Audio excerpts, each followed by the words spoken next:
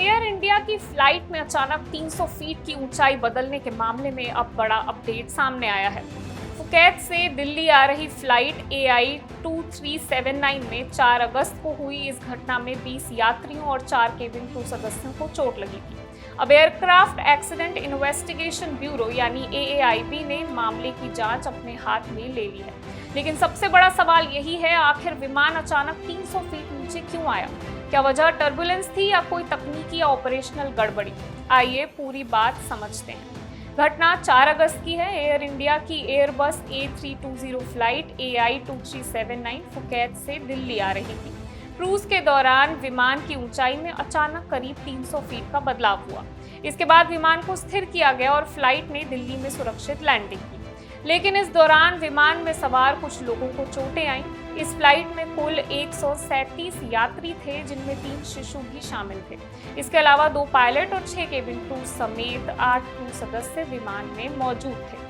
घटना के बाद अब AAIB ने इसकी विस्तृत जांच शुरू कर दी है। DGCA से मिली जानकारी और घटना की प्रकृति को देखते हुए जांच ICAO के नियमों और अंतर्राष्ट्रीय प्रोटोकॉल के तहत की जा रही है।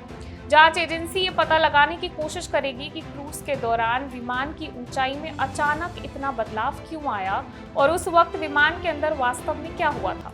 इसके लिए विमान के तकनीकी system, flight data, operational record और मेंटेनेंस रिकॉर्ड की जांच की जाएगी। साथ ही मेडिकल जानकारी भी जुटाई जाएगी और पायलट, केबिन क्रू और घटना से जुड़े दूसरे लोगों से बातचीत भी होगी। अब सबसे अहम सवाल, क्या ये टर्बुलेंस था? फिलहाल इसका जवाब हाँ में देना जल्दबाजी होगी। मंत्रालय के बयान में घटना को टर्बुलेंस की वजह से हुआ नहीं बताया गया है। अभी सिर्फ इतना सामने आया है कि विमान की ऊंचाई में करीब 300 फीट का अचानक बदलाव हुआ।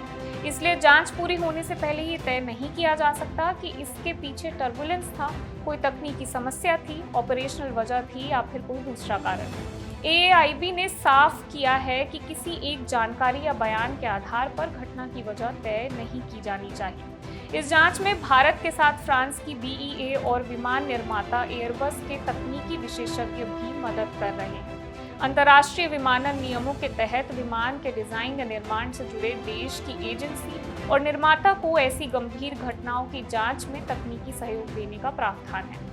BEA और एयरबस AAIB को जरूरी तकनीकी जानकारी और डिजाइन से जुड़े दस्तावेज उपलब्ध करा रहे हैं। मामले की जरूरी जानकारी ICAO और संबंधित देशों को भी दी गई है। एक और अहम बात, AAIB की जांच का मकसद किसी व्यक्ति या कंपनी को दोषी ठहराना नहीं है।